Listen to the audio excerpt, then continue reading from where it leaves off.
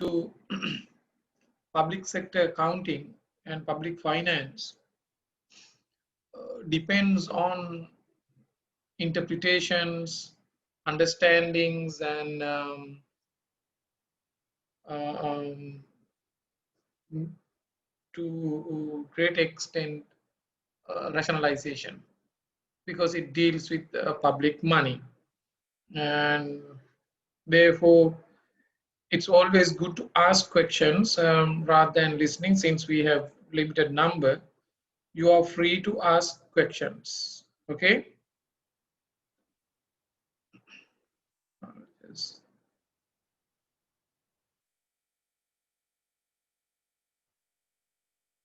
Do you see the screen? Yes. Okay.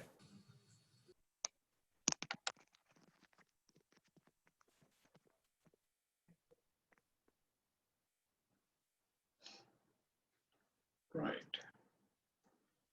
Financial reporting for public sector. Then what is unique about financial reporting in public sector? Why public sector is so important? So that is the first question we need to ask. Um, just to put a basic the foundation for us to understand its importance. First, we better think like talk about a country or a society or the public sector, right?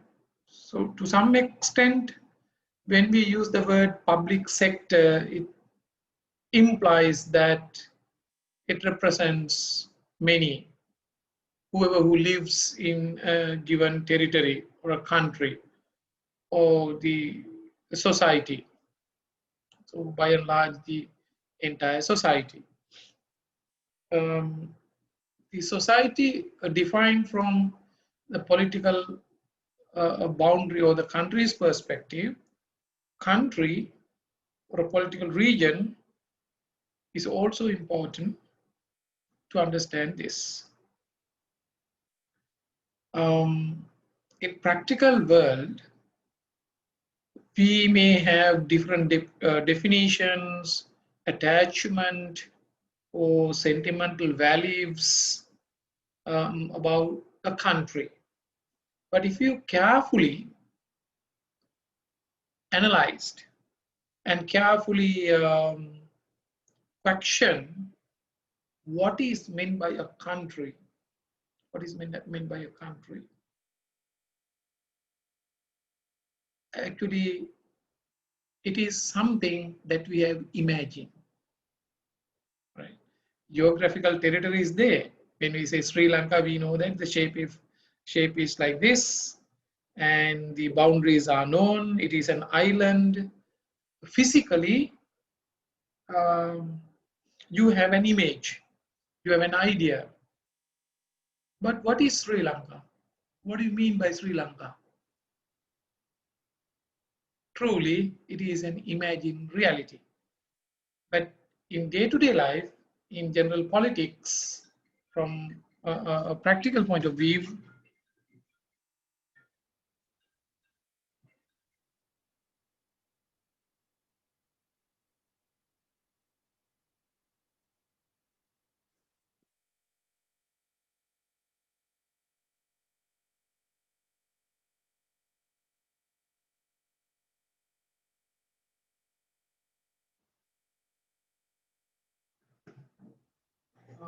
from practical sense, we can't simply say that Sri Lanka is an imagined reality, but it is an imagined reality. Why do I say that it is an imagined reality? For example, what happens when the GDP of the country goes up? Or what happens when the country is developing? Or what happens when the country is, or Sri Lanka is facing a kind of catastrophe, maybe like even COVID? Now it is common for the whole world. or maybe East attack, or any other war condition, any other natural disaster or national calamity, these kind of things, what happens to the country? Country is still there, right? Nothing happened to Sri Lanka. Sri Lanka is there. Why? We have just imagined. But what happened to the livelihood of people? People were affected. In the name of country, actually, who is affected is not the country, but the people. This harsh reality, it is like the society, if we do not critically interrogate this, we do not talk about the general public or human, we instead just cover to this slogan, the country. Country is just imagine, it's nothing, right? So you may agree, or sometimes you have the right not to agree, but if you just question it, it's really the matter of livelihood of the people who live in that country. So therefore, in a society, even we are individuals, or individually we can have your or satisfy your own benefits, own desires. By and large, if you try to live with only your personal desires, it's not practical. But rather you may say there are lots of limitations. You can't achieve such big achievements, maybe developments or the breakthroughs in science, technology, and all these things. If you think only from the individual perspective, you may not be able to achieve. But from a social point of view, you are achieving. So therefore, in a society, how do we achieve these things? As long as we organize things from a social point of view, as long as we make arrangements from the social point of view, not from the individual point of view. If we leave everyone to just, if the government passes a rule saying that you can live as you wish, so there are no rules and regulations. So you do whatever you want, you manufacture as you like, you consume as you like, what would happen? It would become really like a kingdom of animals, nothing else. You kill each other. But there may be some groups, even if you just look into the history, evolution of the history, people have lived in bands like groups. If you go to the ancient history, people lived as hunter-gatherers or foragers. Then there were bands of people, groups, but not that big, right? Because when the population increases, number of people increases, unless and until you come to general consensus and some kind of norms, or rather later on they become rules, regulation, or practices, you cannot think of a society.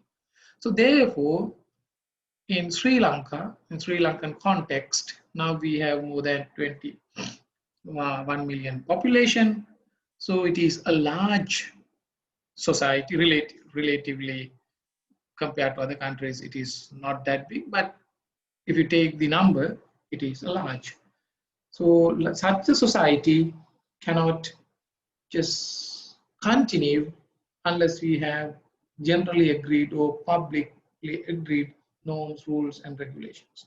So therefore, in order to satisfy the services or basic needs or other arrangements, basic utilities required for general public have to be arranged in such a manner for that you need to collect finance. So therefore, it is a collective effort. Maintenance of roads, bridges, provision of the utilities, electricity, other things, communication, education, health facilities, other arrangements to take care of environment, so social aspects. There are so many things, right? You can't simply assure all those things without spending money. How are we going to spend money? So it is extremely difficult, and it is impossible for for individual to pay each and every item whenever they consume. For example, whenever you use the road, you're using the road, right? So there are some tollways where you use it. I mean, you pay just for the maintenance purposes. It is not the full cost of the road. But if you are asked to pay the full cost, on one hand, it would be difficult to calculate the full cost of just using a road for 1 hour from one place to another place would be difficult. But on the other hand, it's not practical to collect money then and there when consumer, like general public consumes these things.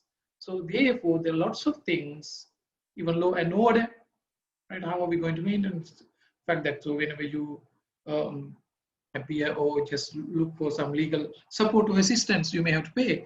But to maintain this legal system, we need to spend lots of money. So therefore, these spending are public spending. These spending are huge, huge. And these spendings are made not only for one person on behalf of the entire society. So therefore, on one hand, you also ask a question, should, is there any possibility within a public expenditure to serve selected people discriminately? Then that is bad governance, right? If roads are used by only a handful of people, maybe big companies, big trucks, and so is that fair? For example, the family which lives in a rural area that does not have any means of transportation, they don't have private vehicles, right? They sometimes they may not use public transportation even. Their livelihood is just limited to farming and having basic things. They never use roads or very rarely use, but they still pay for maintaining roads. So then you need to ask, how the social justice could be brought in such a situation. But I'm just trying to tell you that I'm going to talk about the significance of public spending or public finance.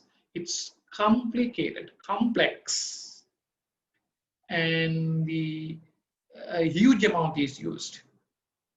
Therefore, if you do not have good governance and good controls, good mechanism, this is a place where lots of malpractices and misappropriation of funds can happen. That is why people talk about one of the biggest issues in the world is the corruption in public sector, not because of any other reasons or any other weaknesses of humans or individuals, but because of the nature of public finance. It is like that.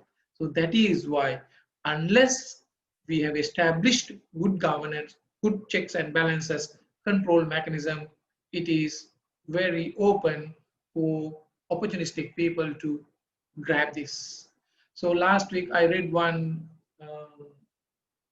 article. It's not really newspaper article. It was published by Transparency International about the present situation in the world, especially after a post-COVID situation. A case of Colombia. So you may search it. Actually, I could not download that in the PDF form. I'll just give a try in case if I find it, I'll just upload in LMS. It was available in web. I read it, unfortunately, I could not save it. It is like this. In Colombia, so now they have identified three major risks. One is the misuse of funds generated in the name of these kind of issues like COVID. So in order to face this situation, it's a global issue now. You need to raise funds within the country or maybe international. You need to get support, especially developing countries. So that particular report highlights this issue is very much critical, crucial, especially in developing countries where institutional framework, legal framework are weak in a way. Apparently, that is good. If you just look at the legal framework and institutional framework in Sri Lanka, it looks to be good. But in practice, it's extremely, I cannot say whether it is weak, but extremely questionable. So that is one of the indication is that now murder convicted, the conviction, the MP gave oath in the parliament. So he did not just break into the parliament because the court says, yes, he can. But if you carefully read under normal or the basic principles of law and order and social justice, it is impossible. It is impossible. Under what circumstances and who can justify this? There could, like on one hand, you may argue that yes, even one who has been convicted for death punishment could convert into a good person. So that's a different argument. But without clearing that fact, so with these the prevailing situation, if it is interpreted in that way, it raises or it creates a big question mark in front of us. You got it? So that could be one of the reasons why that report highlights, especially this has become an issue, especially in developing countries where legal framework and institutional frameworks are weak. So there is a great risk that public funds can be misused, public funds which are generated for these kind of things. So even IMF and other international financial organizations, like I can't remember, have given millions of dollars to Colombia. Now, evidence is there that the politicians and other authorities, together with the support of other connected people, they have misused, and the balance is also highly risky to be misused. That is number one. Number two issue, covering to this COVID issue or present situation, it has been emphasized at many forums and discussions, especially in developing countries, that in order to arrest these issues, like issues like COVID, you need to have power concentration. So justification has been brought. So power concentration within selected people, maybe with cabinet or president or any other selective authorities likewise. To some extent, in these countries, especially in Colombia also did the same thing. Colombia tried to concentrate power in the president and other selected organization and bodies in the backdrop of arresting COVID and reviving the economy. Then there is no resistance for this thing. Yes, people also might think that yes. So in order to manage these things, so you need to take quick decision here and there. Therefore, you need not to follow basic rules and regulations. So you better break them because this is very urgent and situation, right? Exceptional situation. Therefore, it is all right. But that particular report says that even after COVID, now especially the politicians in Colombia are trying to further strengthen their power circles. So that might lead to kind of a dictator type ruling, or the good governance may not be respected in future. So that is one risk about good governance or good government concepts may be challenged in future when power is going to be centered with selected people. Those two things are there in Colombia now. They're questioning, right? I'm just giving you these contemporary issues, situations in order to pass a strong message to highlight the significance of public financial report or public finance and financial report in the public sector. The third point, so you may relate this situation to even Sri Lanka. My analysis is more or less the same identical situation is happening in Sri Lanka. Like, the risk is there, like no matter whether it has happened or going to happen, but high risk is there. Third point is the third point is this. In the name of economic development, there are two ways. One is to assess the situation and come out with the plans, maybe sustainable plans. It might take long time. So U-shape development curve. The other option is V-shape. Just take quick measures, break into the system, arrest the issues then and there at any expense, come out from this. Both are argued for.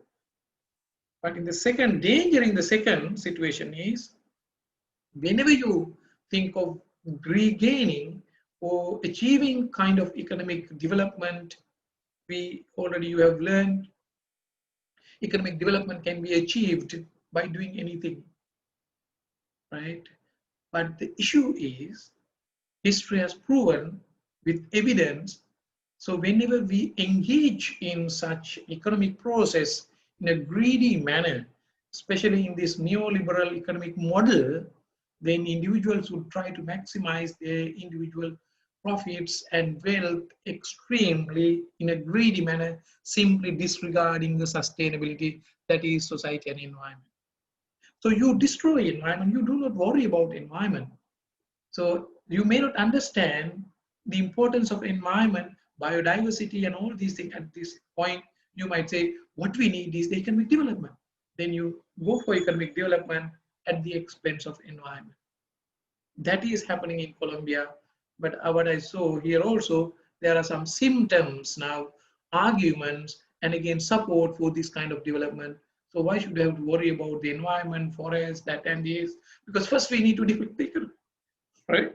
So do not know the end. Sometime during our lifetime, we may have good economic outcomes, but when you think of future generations, they may pay the price. So whatever it is. So finally, you have to understand the importance of public reporting and financial reporting in public sector and public finance. Is that clear to you? Is that clear to everyone? Hello? Yes, sir. Okay. If you have any question, please ask. Do you want to say something? Right. Okay. So when the discussion goes on, so just interrupt me at any point in time. So who is to be reported? When we take a corporation, it is very clear that so the reporting happens to a great extent from the legal background to shareholders, because shareholders are the people who have invested their resources in the company, and the lenders. But from legal point of view, as far as the going concern is concerned, shareholders. But by and large, we know that in a public corporation, that a public limited liability company, general public also involves either by investing in shares or investing or in debentures or maybe as a stakeholder to great extent. So therefore, even in a public corporation, reporting happens by looking at those who sacrifice resources. Therefore, they are shareholders. To great extent, public is also there. But when it comes to government or a country, imagine reality, so there is no exception. Everyone, every citizen of this country is affected by the decision of the government. But the decision of some selected corporation, some people may not be affected if you do not engage with that, right? The scope, there is no limitation in the scope in the public sector. So therefore, this reporting is to the general public, Now you can understand this compared to the private corporation, accountability should be really maintained at a very high level, transparency. checks and balances should be at that level. Otherwise, it's very difficult to stop the misuse of funds available for general public to be used for the benefits of individual benefits of a selected people. How are resource allocation and accountability assured? So that is not that easy. So what is the resource allocation? Resource allocation are the resources available for that particular country, especially the government revenue. So there is a difference between government and the state. State is that, imagine really the country, that is the biggest entity. That entity is being governed by a government for a short period of time. In a way, government is the management team who comes and sits and takes the steering wheel of the entity. Major entity is the state. Okay? Then, therefore, to run and maintain the major state for the benefit of the people who live in that particular state, government has to allocate resources. That is the government resource, government revenue. Government has to collect revenue from where? Countries like us, we don't have any other sources of generating income for country because we don't have that much natural resources. We don't have any other public enterprises, heavy industries to generate that much money. We have few, but to great extent, so the government depends on tax money. So they have to, especially country like us, has to efficiently use its fiscal policy to deal with this issue. So resource allocation, it shouldn't be done on arbitrary basis, on desires of someone or desires of one or person like president, prime minister, or minister. So it's really bad because it has to be collectively decided. So common aspects should be taken into account for the resource allocation. I mean, theoretically, I'm just telling you theoretically. You know what I mean how it happens practically. Sometimes how it happens practically may be institutionalized, and therefore we may think that yes, resources are allocated in such a manner or and the desires of the politician. That could be one of the reasons why people go behind politicians like beggars and ask, please, oh, just do this and give me this, that, and this. So that's a different story. But it has to be allocated by taking into account or prioritizing the need of that particular society in order to convert that country into a better society. And the accountability has to be assured. So accountability is different from the responsibility. Responsibility is the delegation of power and authority to do the things, right? To do the things. The accountability is to make all the account or take the ultimate liability or responsibility of doing this thing. If something goes wrong, so you are accountable, that means you have to make it good. For example, if you are accused, or maybe your wrong decision, so you are appointed to construct a bridge or a road or particular project to develop the education in Sri Lanka, or likewise you take any example you may name, right? $50 million were allocated for this thing. You didn't misuse, but your wrong decision really drain out lots of money, 10 million US dollars. Finally, audit reports and other things, it's found that that was due to a wrong decision taken by the minister. And if accountability has been established, that minister should make that 10 million, like that loss, good to the general public. He has to pay it back to the government, and by using its own property and wealth. So sometimes this would be really something like, oh, it's a fairy tale for us, because in our history we have never ever heard that those who are accountable have made them good when they have done something wrong. Instead, they are praised and further benefited amidst large number of cases of misappropriation. So therefore, we have another issue. We have one issue in the place of resource allocation, the other issues with accountability issues. So one of the biggest problem in Sri Lanka is accountability issues. Even general public is also not that much aware of it. The other thing is, how is a performance measured? So performance of public sector. So sometimes performance is going to be measured by using so-called KPIs used in private sector. Right? Even in universities nowadays, there is a discussion, the performance is going to be measured by using these KPIs. But one thing you have to understand very carefully, there are things, some performance cannot be quantified, some performance cannot be measured. For example, performance, some aspects of education can be measured, but not all. When you take the overall education, human development, that cannot be measured reliably. Only some can be selected. Number of degrees, level that entails professorship, even health indicators. So up to certain extent. So therefore, first thing is you need to separate what should be measured and what shouldn't be measured. If you do not know, you come out with unnecessary and irrelevant KPIs to measure. That is a big issue. Number one. Number two, how are we going to measure it? Even a measurable performance, even in the private sector,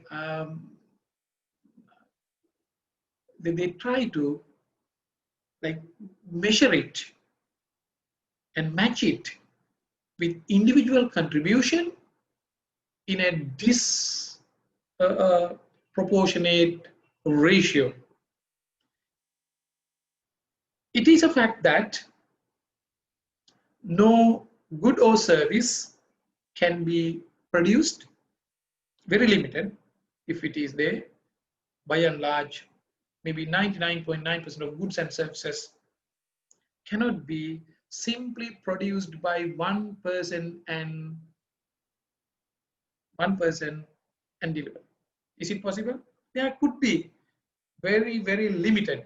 But when it comes to public sector, of course, no one can deliver or cater a particular service completely. In other words, single person cannot be identified that she or he who did all the things in that particular value chain. It is impossible. Therefore, finally, whatever it is, finally, if we talk about performance, performance is a result of collective effort, teamwork.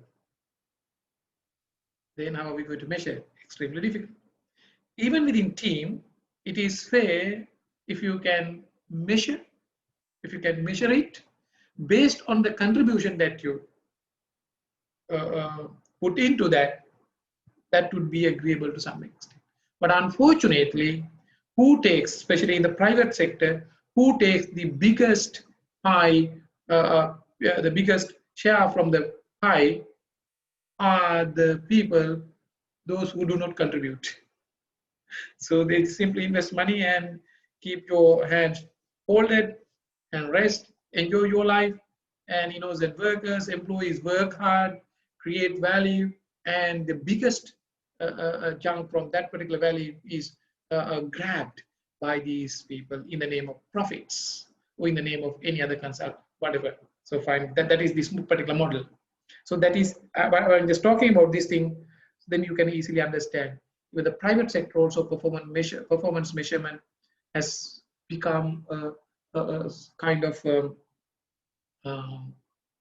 topic which is heavily criticized because of inappropriate performance measurement. But when it comes to public service, it is extremely difficult to use these KPIs. But the service quality, service potential can be measured. Whether we are going to reward those who perform well or bad would be a different issue. But if you measure performance in the public sector, actually you have to mainly think of the service quality, ability of providing service, ability of rendering service. That is the number one. Number two, in case if a government has stepped on to production of goods, yes, again, then the performance would be towards the general public. How best the government has taken into account the needs of the general public and not selected individuals. Selected individuals. For example, the construction of a highway or the road through this Singaraja forest. Is it for the entire community or to selected people? So big question. Even big roads, big even any other investment. It is a fact that so all the assets or the resources that the government creates cannot be equally or justly shared by all the people in the country. But if that is the case, government should have a mechanism of just taking some benefits from that particular project out and pass them on to deprived people. So clear? So try to understand this is a very important thing in public sector, financial accounting and finance management. Then now, as far as the accountability is concerned, accountability is concerned, now we are especially what I just told you up to now is about a bigger picture of the state, government, public sector, resource allocation, and the possibilities of having complex processes. It's a big story. Now I am just coming down to our topic. It is public accounting. So to some extent, how these resources have been allocated, utilized, have to be accounted. Then only the accountability can be checked even if you want. Then how this reporting is done until now.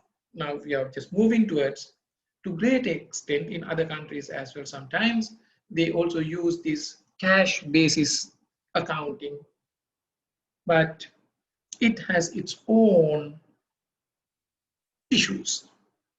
Therefore, we are moving towards accrual basis accounting. I'm not going to talk about accrual basis accounting. Why? So I assume that you are experts of accrual basis accounting.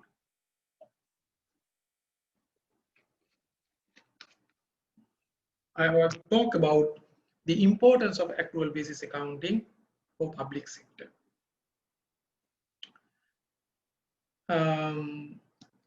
This particular task for Sri Lanka to decide, it was the decision of with the consent of government, and with as a result of many discussions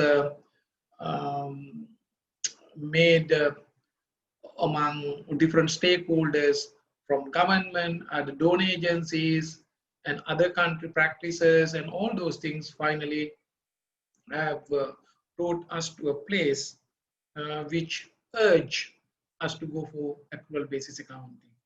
To take this steering wheel of introducing accrual basis accounting to public sector was taken by CA Sri Lanka.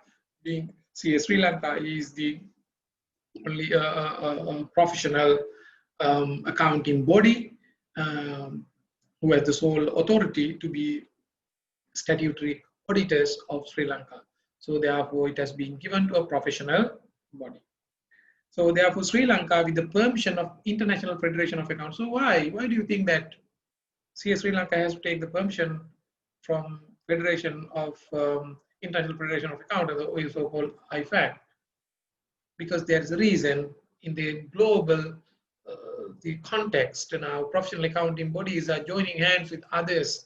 They work closely with other professional bodies with an objective of harmonization of accounting practice throughout the world, both in the private sector and public sector. So Sri Lanka, CA Sri Lanka is a member organization of IFAC. So therefore, any development, any moves, any changes, new action should be always communicated to IFAC. So that is the reason. So otherwise there is no any other big reason. Then based on that, CA Sri Lanka developed Sri Lanka Public Sector Accounting Standards. Before we introduce these public sector accounting standards, and IFAC had pronounced international public sector accounting standards which could be used by any country or used or adopted by any country. So that is the reason why we are a member of this IFAC, and at the same time IFAC has already pronounced international public sector accounting standards.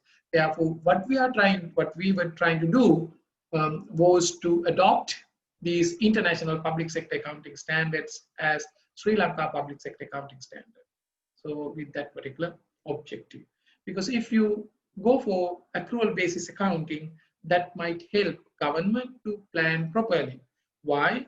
It would take into account its balance sheet. As of now, GDP. So that is the main revenue. We do not prepare a balance sheet for Sri Lanka. Right? We prepare our own only income statement, but this particular income statement has lots of problems. Lots of problems. This income statement, in a way, it's not exactly the income statement, don't take it wrong, but the GDP of the country is the production of the country as a whole. Production. If it is produced something, it should be your revenue. When we take a corporation, if the corporation produces goods, particular good may be a particular garment, manufactures and sold. What is it? Revenue. Therefore, your production is your revenue family. Production is converted to revenue. Clear? So therefore, production of this country is GDP, gross domestic production. Therefore, it should be your revenue. Agreed. Understood. Okay? But there is a problem in our GDP calculation, not in Sri Lanka, in everywhere, this particular world. So when you, in addition to real production, what are the real production takes place? So you engage in manufacturing, that is industrial production, agriculture, by using some money.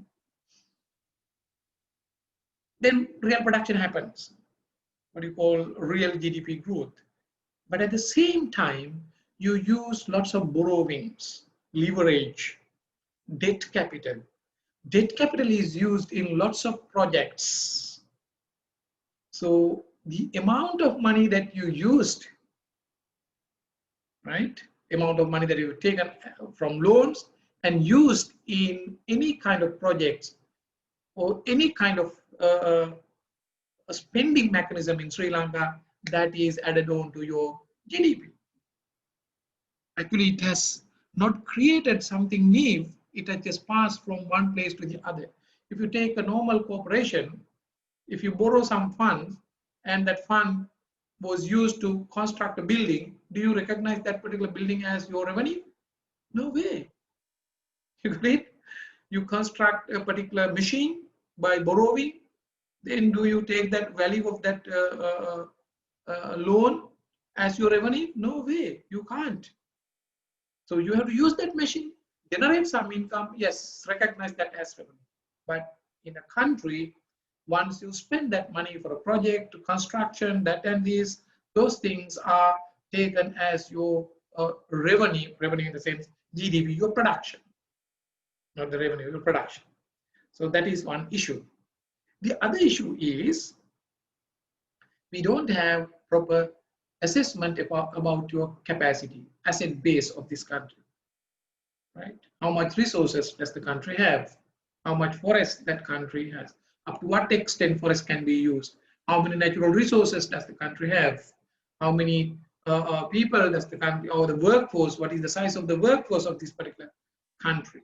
And so likewise, capabilities and other assets already which have been constructed. Some assets may have been all constructed. Some assets are natural resources. For example, in Sri Lanka, this biodiversity is also an asset. To what extent? So, of course, biodiversity cannot be quantified in terms of money, but how are we going to identify them and recognize to some extent, or is it possible to show this thing in your balance sheet? If it is not possible, just fine, but see whether it would be possible or not, without which you can't think of proper planning your natural settings.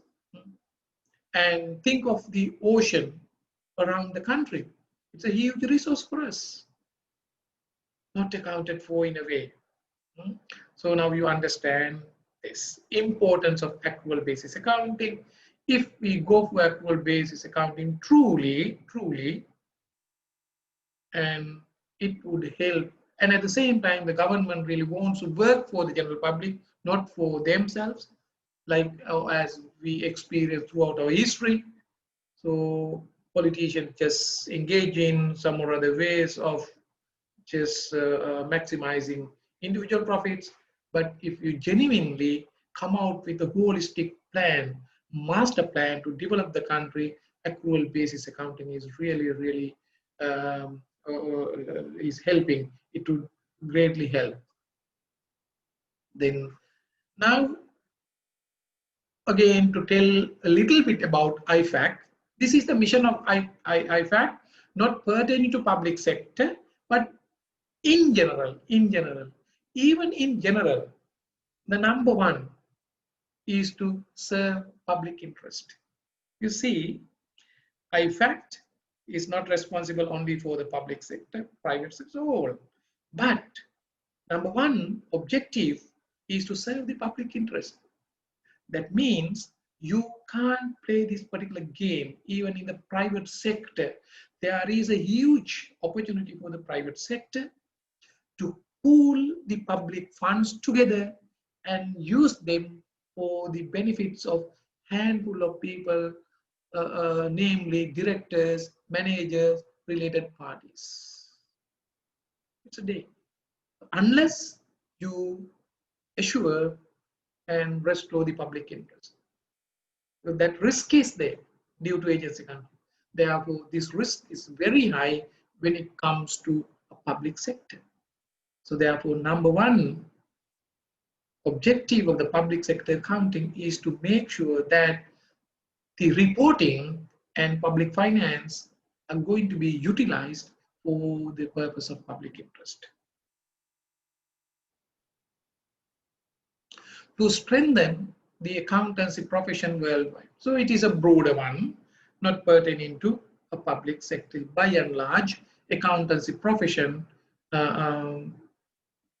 if accountancy profession can be enhanced and strengthened, it would create such a mechanism of generating quick information for decision making for the public interest. To great extent, in future, accountancy profession or strengthening accountancy profession would go along with this so-called artificial intelligence. Artificial intelligence is not a bad thing, it's a good thing as long as it's used for the benefit of the mankind in general. But if it is going to be used for the benefits of, again, handful, it's a problem. So now one of the biggest dilemma now the people, the world is nowadays facing is this. Though artificial intelligence has become a very useful tool to create or generate more productivity and make is the things for general public, it is being heavily used to have profits or wealth accrued, accumulated within a handful of people. That is the reason why in the world now, like significant, maybe more than 50% of the world wealth is just distributed among maybe 1% of the entire world population, even less than that. That's the reason. This situation would be further deteriorate in future by creating a huge gap between rich and poor. it shows the inequality in this world. How come? See, if we just talk about the development over time, everyone says that the world is developing, scientific breakthroughs, information technology, science, and so world is developing. If the world is developing, how come the gap between rich and poor is expanding? And big question. So you should ask. These are the question that should puzzle you. That is not because that the world is not developing. Actually, the world is developing, but the benefits of these developments are grabbed by few. That is the issue. To contribute to the development of strong international economies. So that is the objective of IFAC, whether you agree or not. So they want to, because they believe that strong international economy can be created that can create or produce goods and services effectively and economically in a more efficient way at a very low cost. Therefore, the entire world can be benefited. To promote adherence to high quality professional standards. High quality professional standards, not in the name, not for the namesake, documented somewhere. High quality professional standards. So professional standards have to be decided by the profession. You can talk about any other ingredients or any other aspects of professionalism, but if you find, like, theoretically, no profession can be found, or if there is a particular set of activities or arrangement which is called a profession, you can't call it as a profession. You can't claim that you follow professional standards if you have neglected, simply ignored this public interest. Therefore, any profession in this world should cater for the public interest. Then the scope of Sri Lanka Public Sector Accounting Standard. Now I am moving to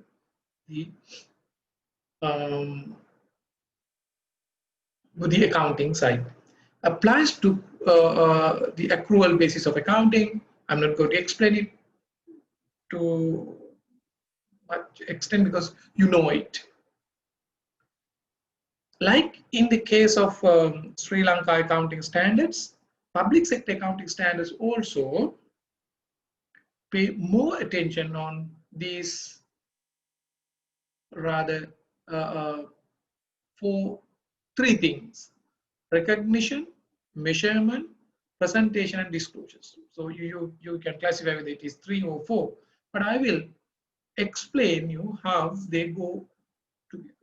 So recognition and measurement, actually, though they are two aspects, you know, recognition and measurement, already you have learned this in other subjects. Actually, one cannot be held without having the other. You can't recognize an asset, you can't recognize a liability unless that is measured because of the money measurement concept. Therefore, when we recognize, when we talk about a particular item, for example, Sigiriya, can we recognize Sigiriya as an asset? Greedy politician may say that yes, it is possible. We can break them into rocks and gravel purposes and use it something, but something else. Oh, when we take, we'll come to another simple example, a particular government land. So there is a value. As of now, they are not shown in any accounts. Balance sheet, no balance sheet. There is a land which belongs to the county, that's the state. 15,000 acres. So companies may be just trying to grab through nowadays. So you see these, right? They come with bulldozers and try to acquire. So 15,000 acres, government land. Can we recognize? Yes, of course, it, like, to some extent, as long as it has a service potential, yes, you can. How are you going to show this thing in a balance sheet? It is not possible unless you measure. Then you need to take a valuation.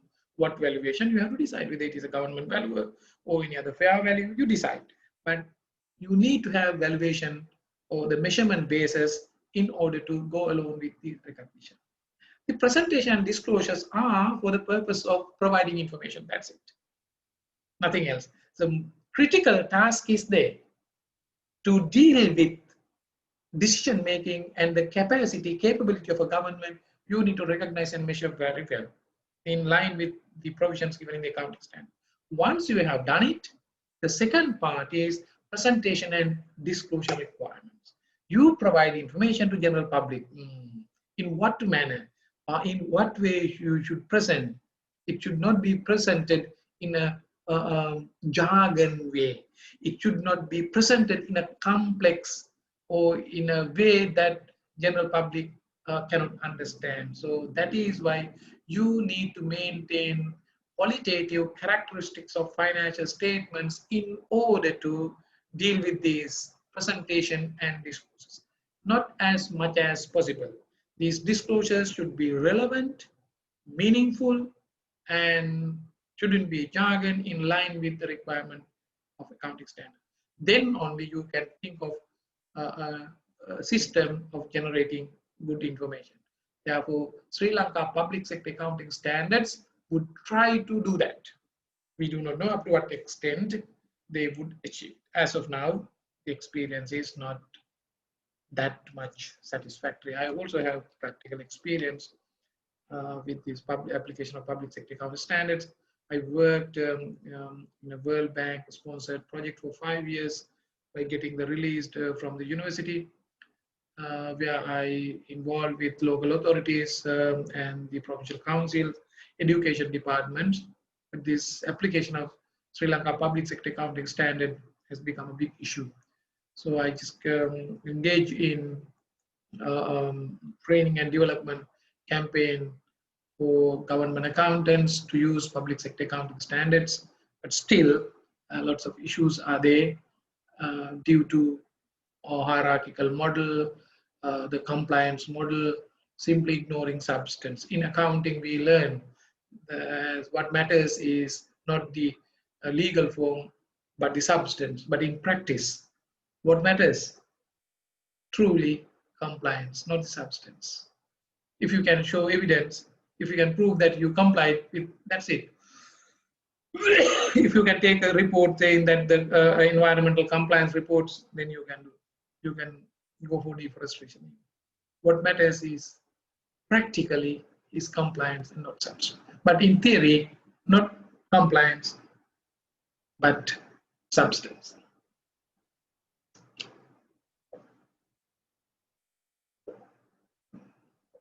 Therefore, even government entity can prepare different types of financial reports, but public sector accounting standards are applied only for general purpose financial statement. A general purpose financial statement, we talk about what they are in order to have a very clear and a very broader picture of the entire government. So in a way, unlike in the private sector, public sector, finally, actually, there is only one entity, which is the state.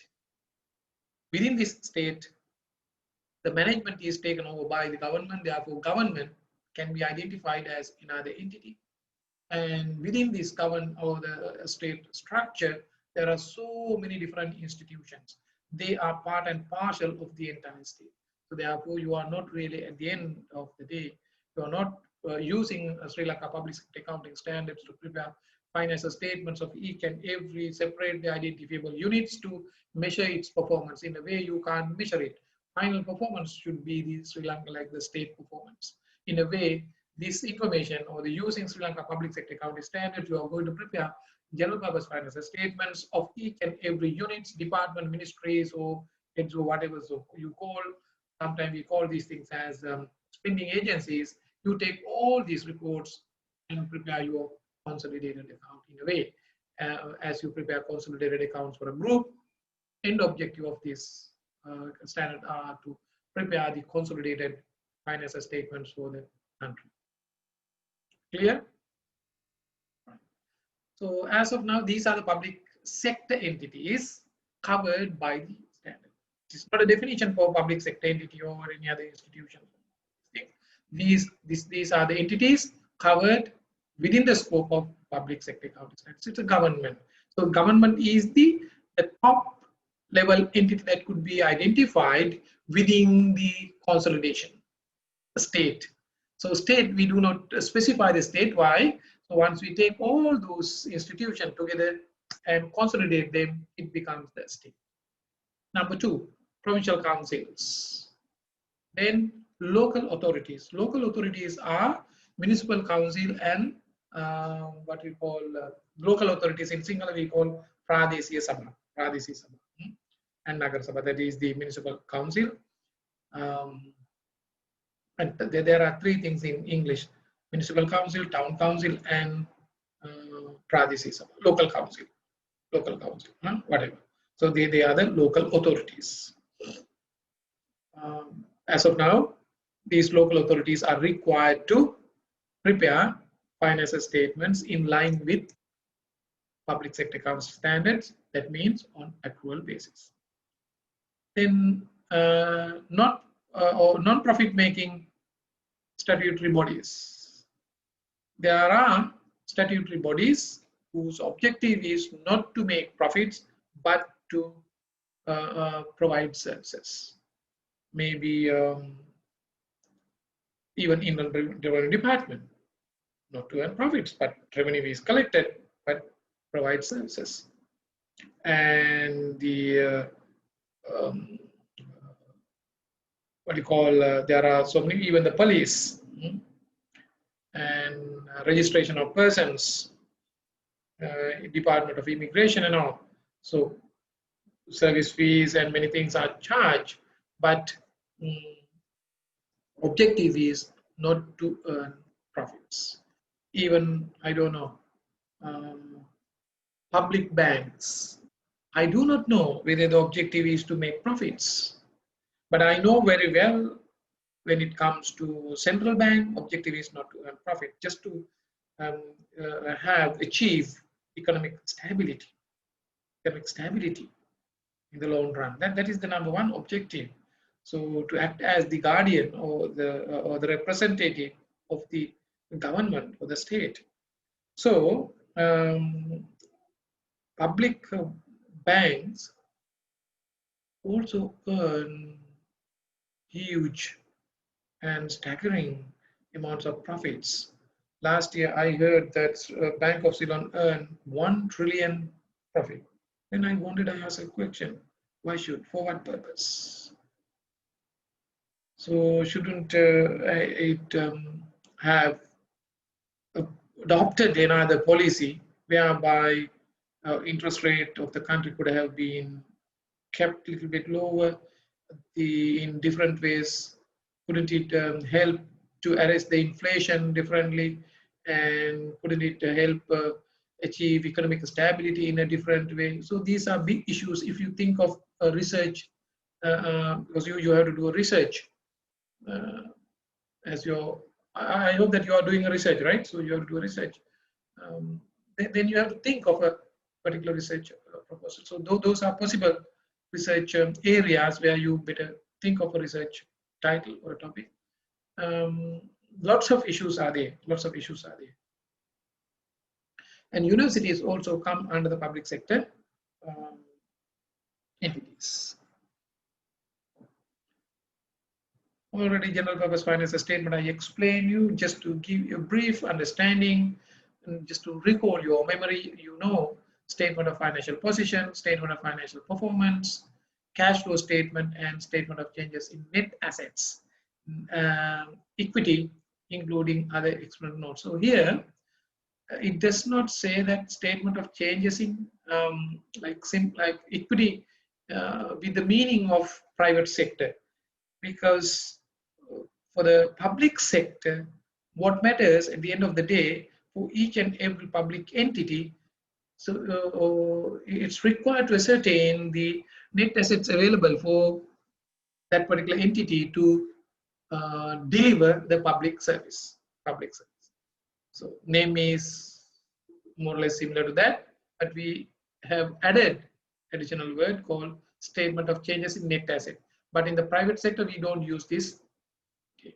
I mean, net asset, even though the net asset is discussed, but in the statement we don't use. In the statement we call statement of changes in equity. Then apart from the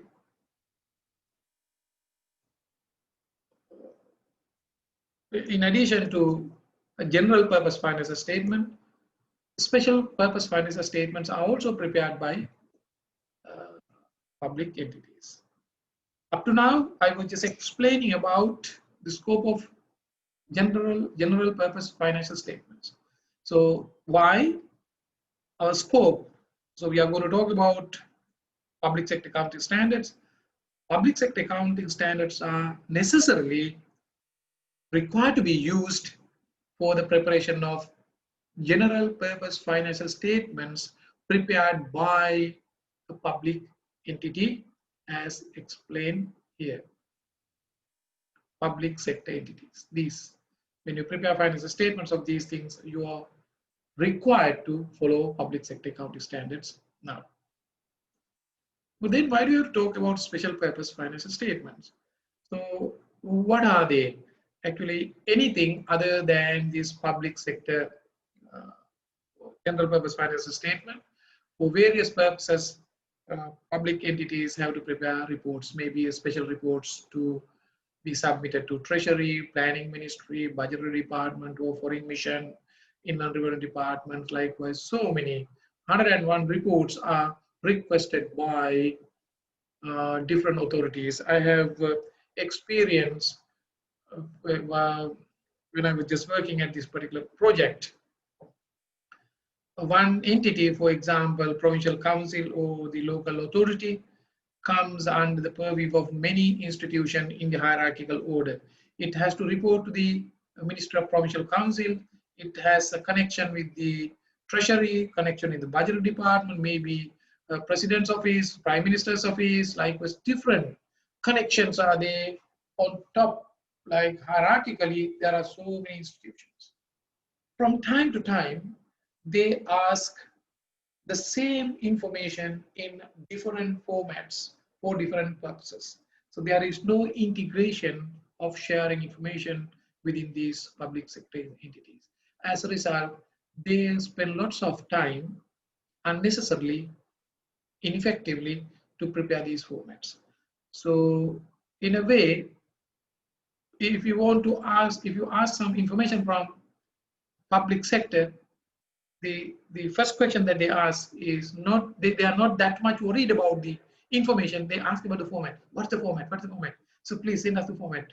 So they are very good at filling formats, because that it has become their task. So formats have made their life easy. Okay, just give. Sometimes inconsistencies maybe. So if really whoever wants, to have good governance in Sri Lankan context, number one that we have to do is to integrate this information system by using technology. It is not a big deal. It could be done within a short period of time. Unfortunately, we don't do this thing, but in the name of a technology that and this, we use millions and billions of money to do some projects in isolation, which never integrate information. Still further disintegrate the things.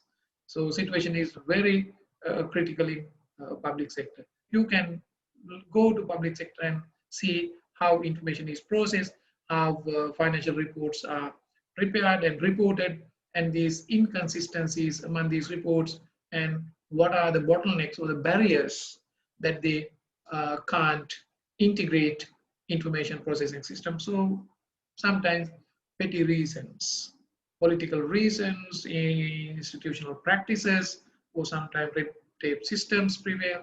There are so many things. So apart from general purpose financial statement, whenever a public entity wants to prepare special purpose financial statements, they have to prepare or prepared for other parties, maybe for governing bodies, legislature's requirements, tax purposes, that and this. The thing is, you have a freedom, of course, of preparing those special purpose financial reports as per the requirements of the information seeker, because you are reporting to that particular governing body, World Bank or any other donor agency might say, just give us a disbursement schedule. Just they want this is percentages. What's the financial performance? You can follow their formats and their requirements and their information need. Nevertheless, public sector accounting standards say that just promote the users of public entities whenever it is possible, even when you prepare special purpose financial statement. Yes, use Sri Lanka Public Sector Account Standard. Whenever, not all. It's not compulsory. Where appropriate, it says where appropriate. Then intended benefits of Sri Lanka Public Sector Accounting Standard. What are? As I just explained you, now we have good understanding about the context. If you follow the accrual basis public sector accounting standards, that would help proper planning, resource allocation to maximize or enhance the public interest, then that would be fine. Therefore, intended benefits are linked to those things. Number one, improved financial management and financial discipline. So if you have good financial management system, that would help the heads of institutions to take proper decisions.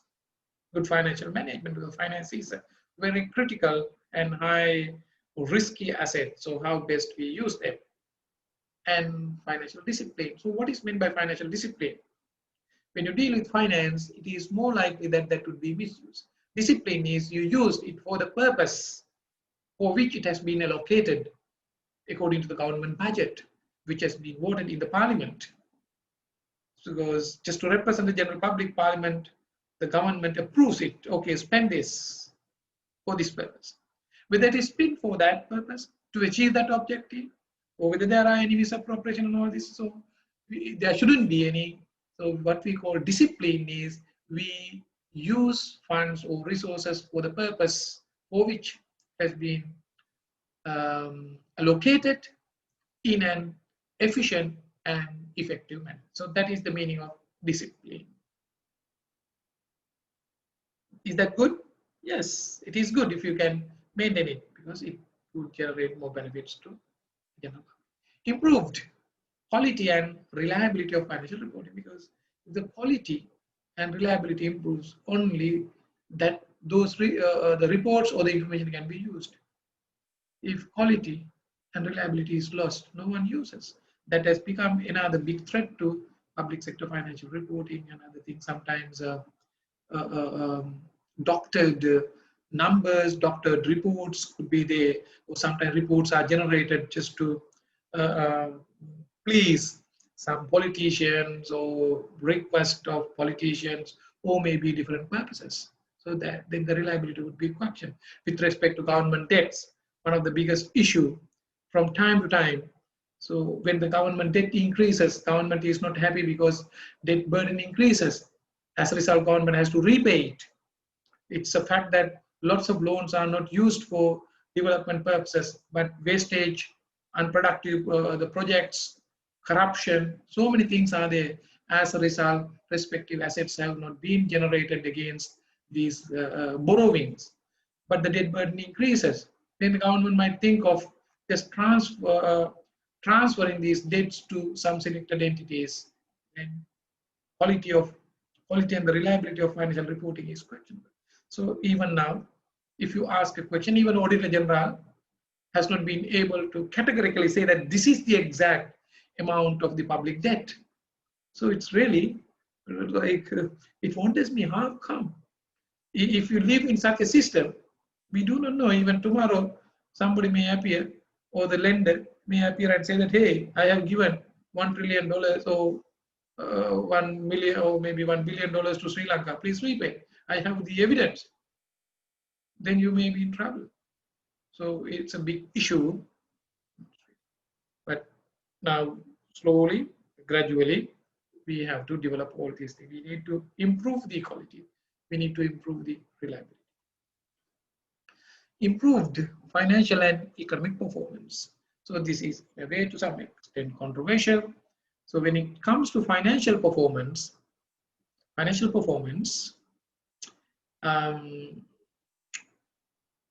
from its true base, financial performance could either be the profit or the service delivered. Then when it comes to public entities, to great extent, it is the service potential, service delivered in terms of finance. There could be profit earning the public entities. If that is the case, you can take the profit as a financial performance. But extremely difficult to measure the financial performance in terms of the service quality delivered in the public sector. Economic performance also not that easy. So therefore, we need to disclose this information in such a manner by showing how best the entity has discharged its responsibilities, some of which can be quantified, some of which cannot be quantified. You need to disclose both quantifiable performance and non-quantifiable, non-financial information as well. Then the harmonization between economic and financial reporting requirements. It is a must if the government wants to work within a national master plan. Because even though the state is one entity, which is governed by one government, there are a large number of entities. If you do not have consistency and the coherence or harmonization among accounting practices, reporting and all those things, of course, you can't take these like effectively holistic decision or decision in the national plans from that holistic viewpoint. Instead, sub-optimization may take place. So now you understand the importance of public sector accounting standards. Therefore, this reporting, comparable reporting might help officials to take good decision. Then the harmonization between jurisdictions. That means the first harmonization is within a country. Once it has been harmonized, you can further compare and within jurisdictions. Sometimes jurisdictions may be within a country. For example, provinces, of course, if you want. You can have a provincial comparison. In Sri Lanka, as of now, it has been found that even Sri Lanka does not produce that much. Our GDP amounts around 16 or 17 trillion. 16 or 17 trillion. That's a small amount. That is why GDP per capita is in terms of rupees around 700,000 rupees. In terms of dollars, it is 3,800 something per capita GDP per annum. That is not that big, right? Not that big. If you take 4,000 into maybe at 180, it would be around 700 something. So divided by 12 per month, per person, it is around 60,000 rupees. So average size of a family in Sri Lanka is 4.1. If you take it is as 4 into 60, 240,000 per month, right?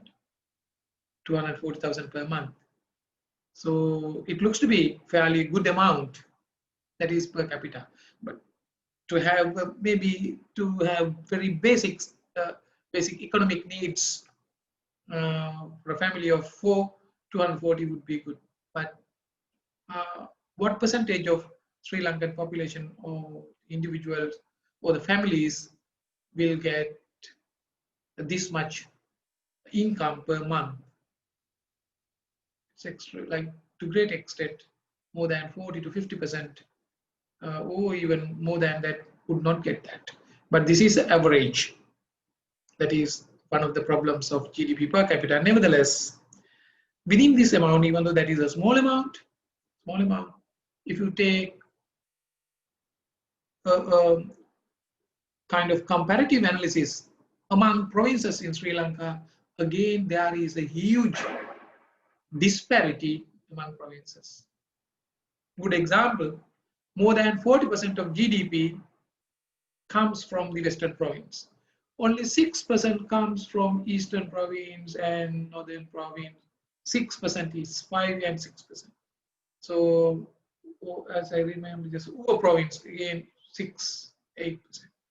So you see such huge inter-regional disparity. Therefore, first, accounting would help you to further compare. See, as of now, this, once you account it in an appropriate way, still these differences can be highlighted. Then, if government is genuine enough and government works for the public interest, they can take decision. Yes. Okay, take decision or measures to minimize or mitigate these inter-regional disparities. Now you can understand how best this accounting information can be used for the economic development, social development, if you want. As of now, there are 10 public sector accounting standards have been used. So names are more or less similar to exactly the same names as we use in the private sector. But the applications, provisions, disclosure requirements are a little bit different. So therefore, I'm not going to discuss about all those standards, but there may be selected one or two to highlight the importance of this thing. Next week, I will discuss the selected accounting standards. Today, I'm just showing you these standards and discuss some other additional aspects of this. And I would like to talk about this one, presentation of financial statements, and this one, property, plant, and equipment. Not all, but specific issues are there, because being a government is entitled to, especially the state has lots of assets which cannot be easily measured and recognized, like natural resources, heritage, huge infrastructure, and all these things. How are we going to deal with this? I will focus my attention only on those aspects and not other things, because you have already learned the basic things of all those standards. And again, provision, contingent liabilities, and contingent assets. So it is worth to discuss about this thing. As a government, lots of provision and contingent liabilities. So government has to deal with these things. Good example in future, I wish that that would not happen, but from practical situation, it is likely to happen. It is nothing but none other than this MCC, Millennium Challenge Cooperation Agreement. It is more likely, no matter how it was just criticized by this present government and everybody.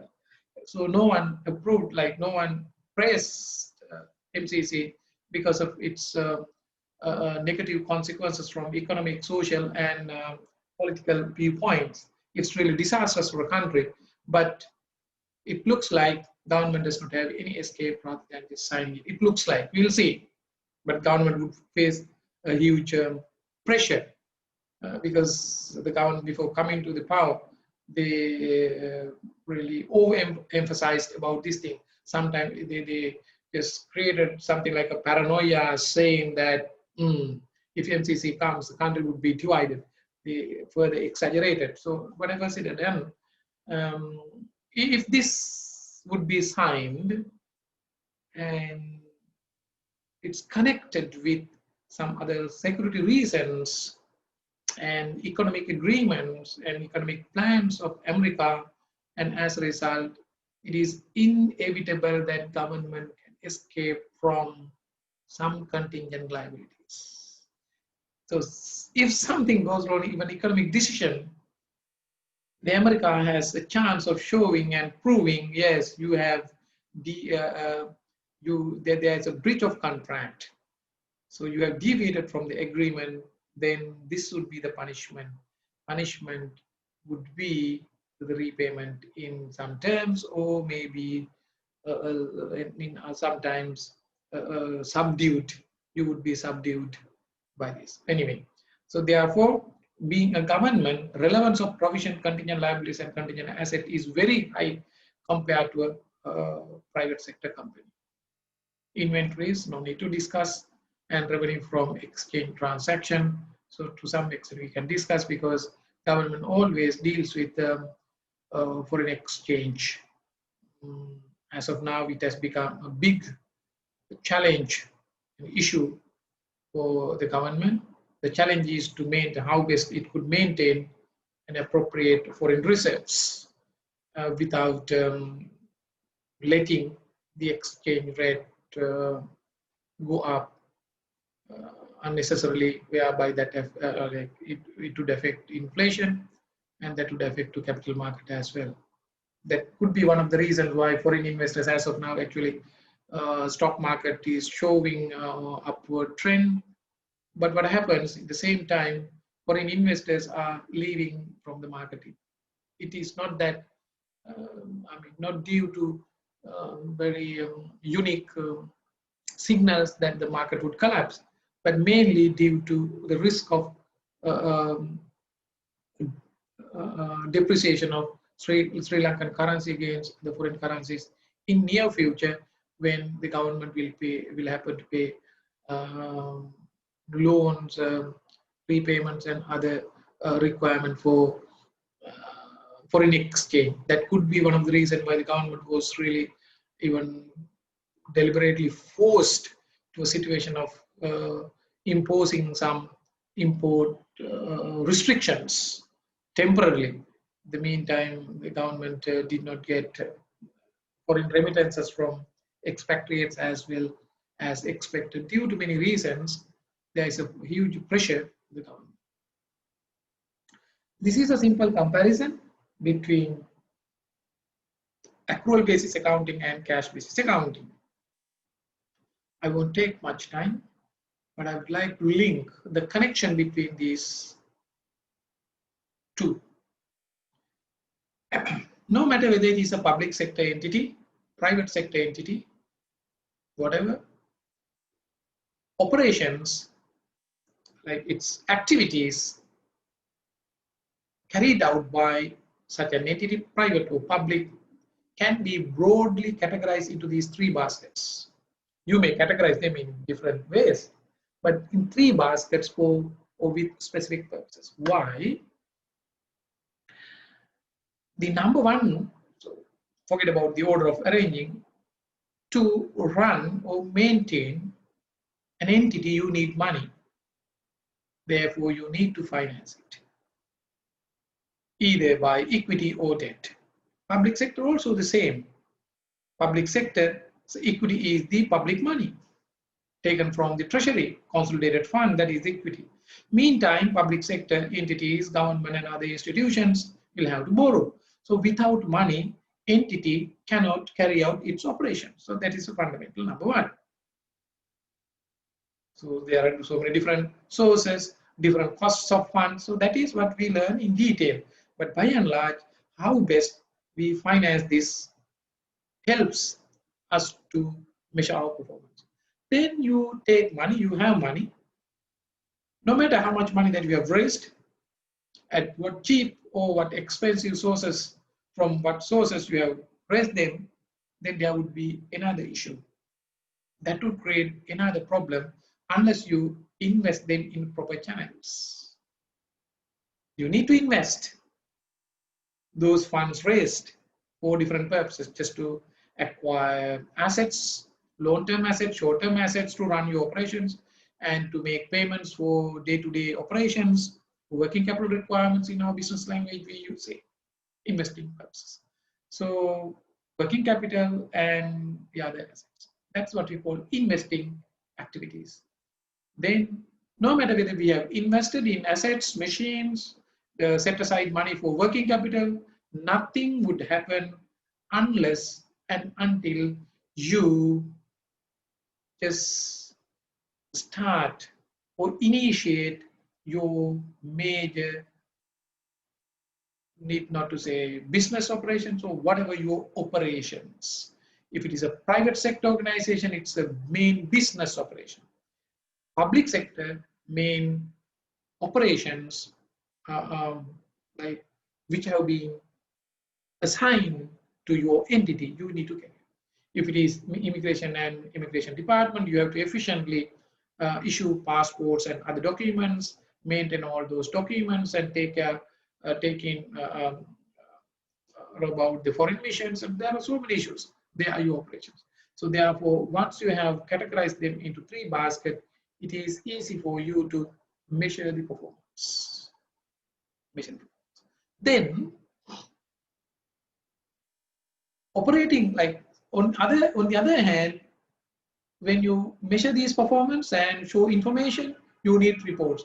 These are the major general purpose financial statement. Number 1 is the statement of financial performance for the private sector. So it's, if you use cash basis, the operating activities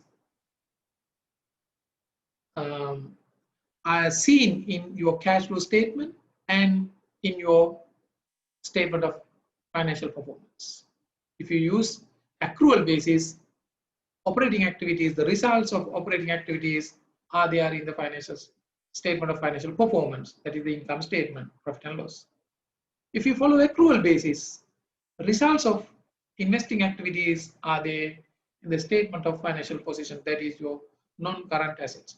Some of the impacts of these investing activities may be there, but through operating activities, not directly from this.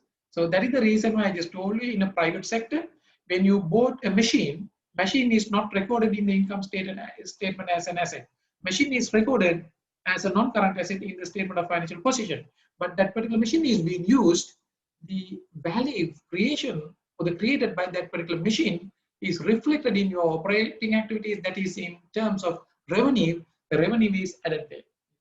But in the case of public sector, machine bought for a particular project is not recorded in statement of financial position as of now, because we do not prepare on them on accrual basis. Instead, that is recorded there.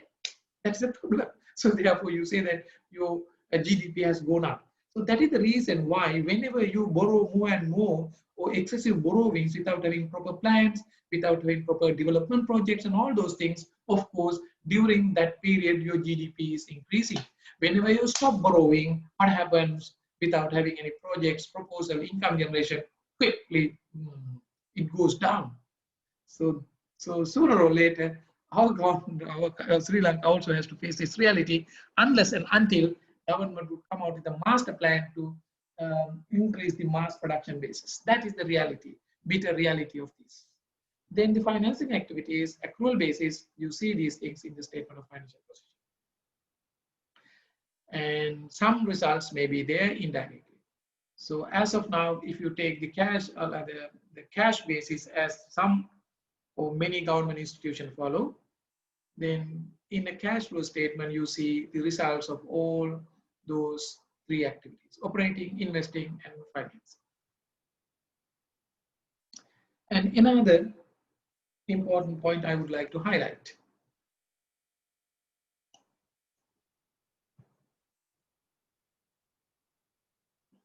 In this world, if you take the public procurement or public spending, actually, no matter whether we have big, huge corporation in this world, for example, 4 corporations in America, that is Google, Amazon, Facebook, Microsoft. If you take the equity, that the market capitalization, that is greater than the entire market capitalization of Japan. Huge situation, so single companies. But if you just analyze the situation throughout the world, if you take all the governments in this world, in terms of procurement of public spending or spending is concerned, who spend most are not the private entities, but public entities.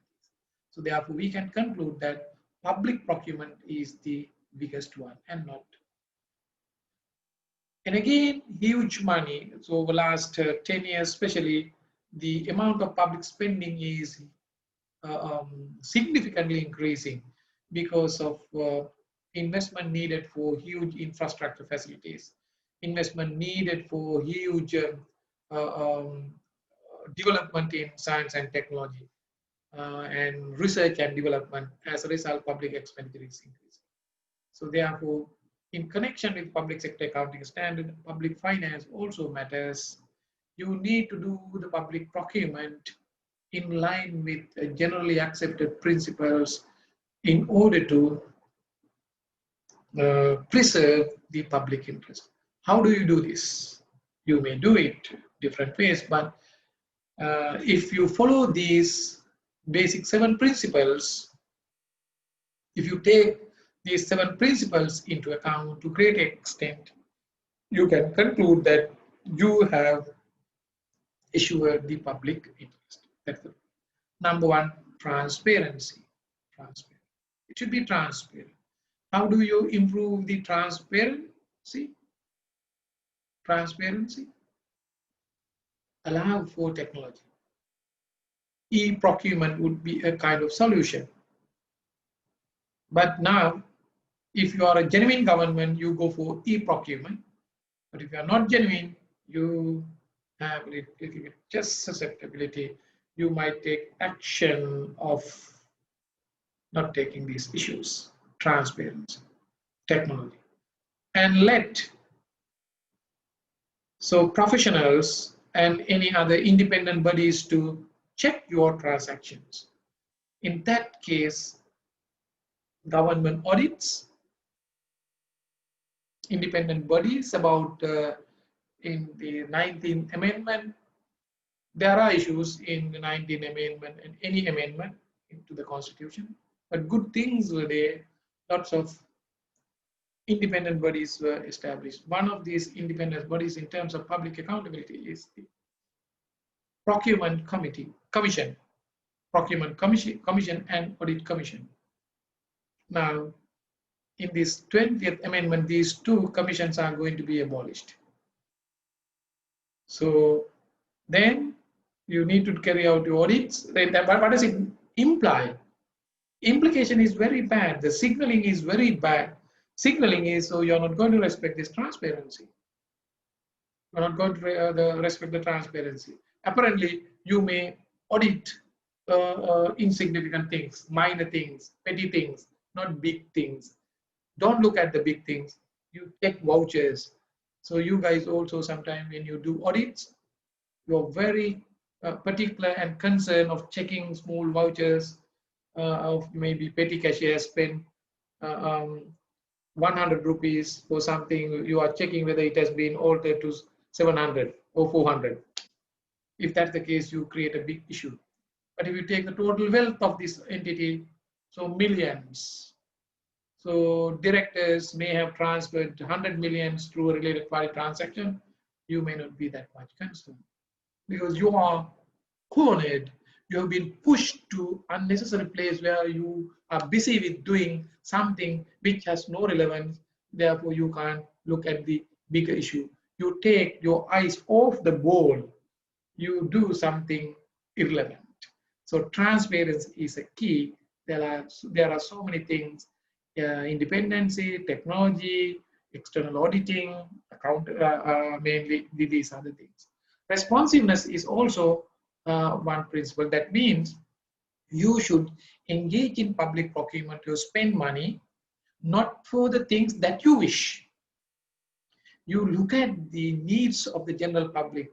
You better have a stakeholder engagement with public. What do they need? Do they need good education? Do they need good health? Do they need good food and all these things? How best we provide them? Do they need good employment? Do they need good transportation? Likewise. It shouldn't be on your own decision. No, I am the president, I am the prime minister, I am so and so, I am the god, I decide. I am going to put up a fort for you. But that may have little relevance for general public. So if you are responsibly spend money or engage in public procurement, you can't do that. You can't. Unfortunately, to great extent throughout the world, government takes this liberty and the public mandate to take arbitrary decisions on their own interest. All of a sudden, they come out and say that, yes, we are going to construct that and this and this. People do not know there is no responsiveness to the needs. Professionalism. Professionalism, again, no matter how it is done, finally, once you have decided to do something, for example, you need to carry out something, you need to follow the basic rules and regulations, comply with them, and the experts should be used for this thing. If you want to procure aircrafts, you should not send bus drivers to the technical evaluation committee.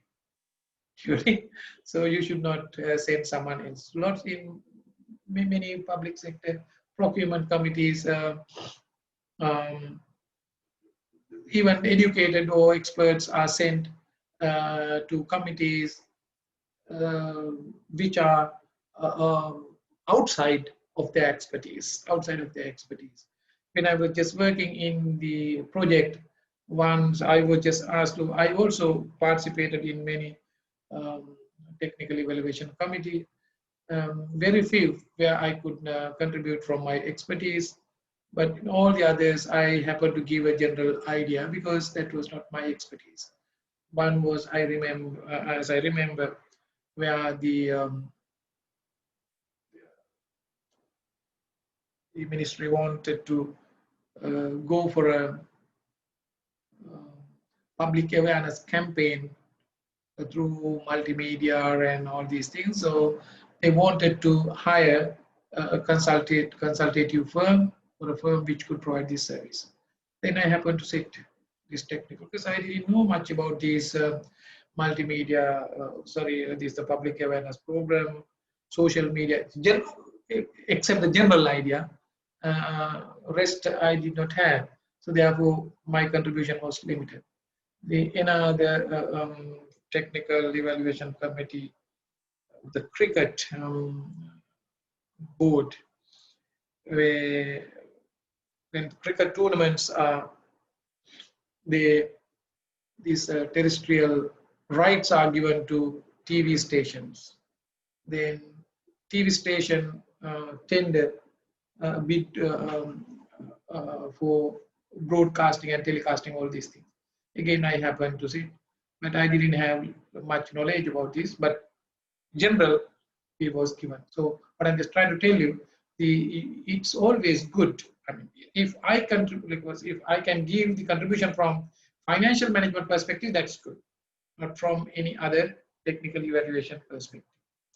Then the constitutional provision, you need to comply with your constitution. You can't breach the constitution. You can't do something against your constitution because that is against your mandate. You can't procure something that is detrimental to your the constitution. Multiplicity. So that means you cannot simply think of the means and aims of selected group of the general public. You need to think of the large group of general public. So this is what the Pareto also discussed, the good for the majority. So you just balance in that way when you engage in public procurement. The overall cost benefit analysis is needed. The greatest good for the greatest number of stakeholders. If you procure something, if you construct something, it may have some damages to some sections, some areas, but again, there are certain controversial areas. Even if it is insignificant, you can't do this thing when it is deal with the lives of people. But with respect to environment or any other physical things, material things, so some little detrimental things are there, but by and large, majority of the general public is served. Then that is what we call multiple. So constructing a road just to access your private property at the expense of environment or at the expense of general public or so many things, it is not multiplicity. It is just individualistic perspective. It is not good in public procurement.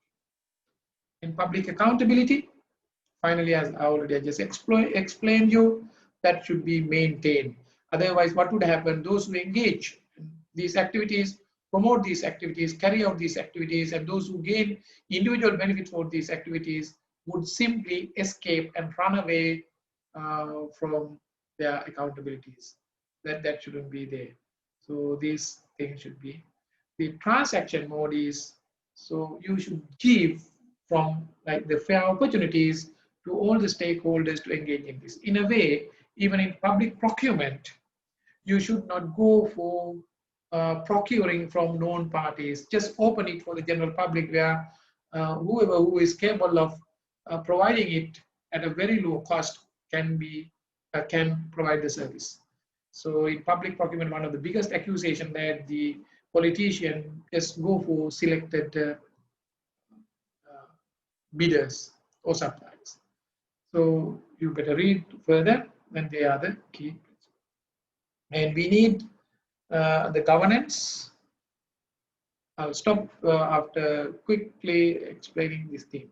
How best the governance is maintained in the public sector when public sector accounting standards are used.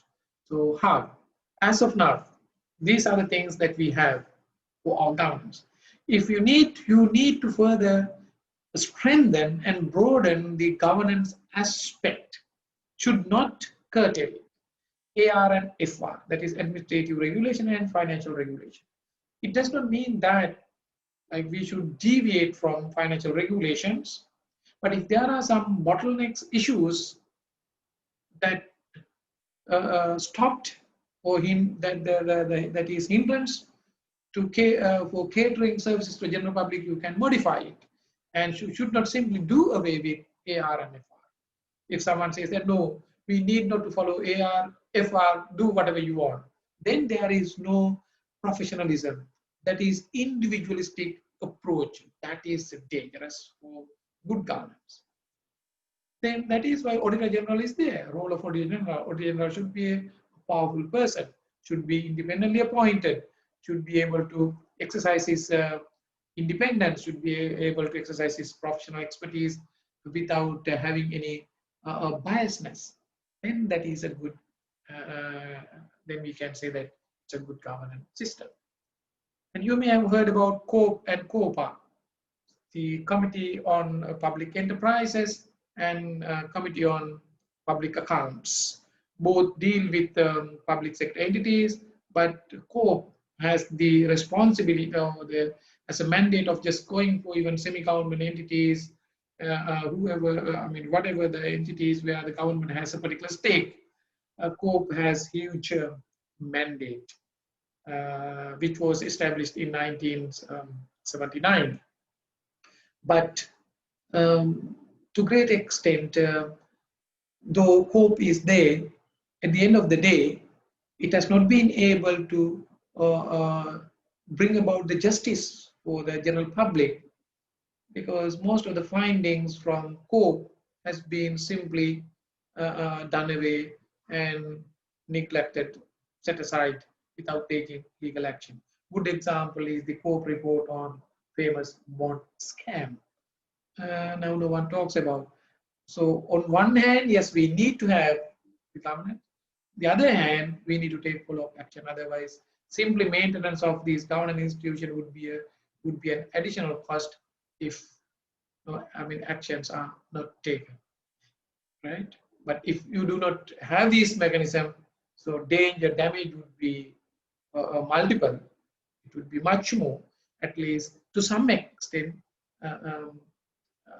Malpractices may be curtailed because of this thing, but accountability has not been established as of now. For top cases, maybe small, institutional level, at small scale, may be happening. I do not know. The National Audit Act, number 19 of 2008.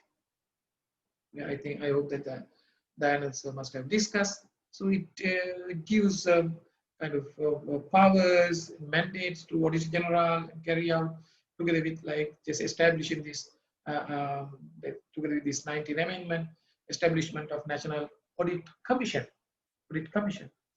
and that also part of your governance, good governance. National Procurement Commission is also governance. So you can think of the importance of this governance, and these two things are at threat as of now because of the 20th amendment.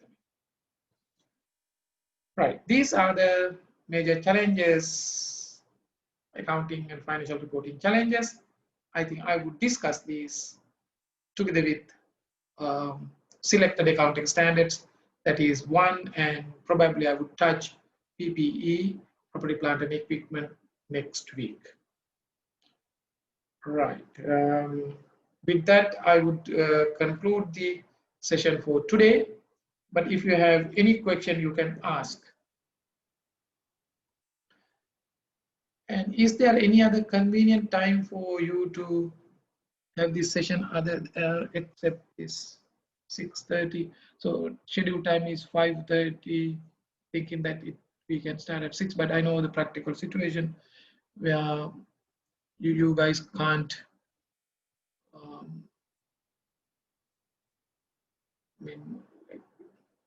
come on time.